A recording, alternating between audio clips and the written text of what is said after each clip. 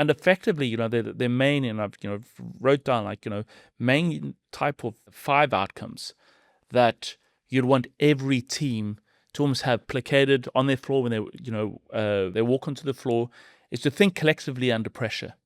So like when things are moving around, how can we communicate what's happening, what we're observing?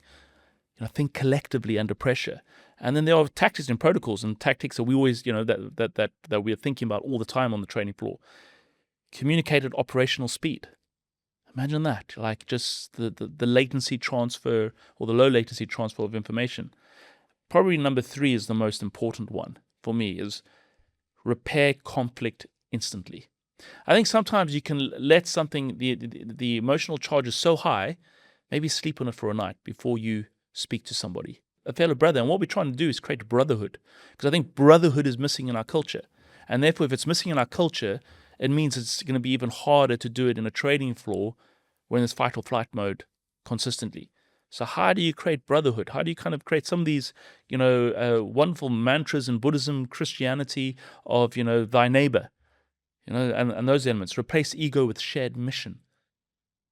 Imagine if you think like on the team and everyone thinks on that. Like, this is why the Navy SEALs operate incredibly well. It's why the All Black rugby team, the Richie McCaw era, they had an incredible team philosophy.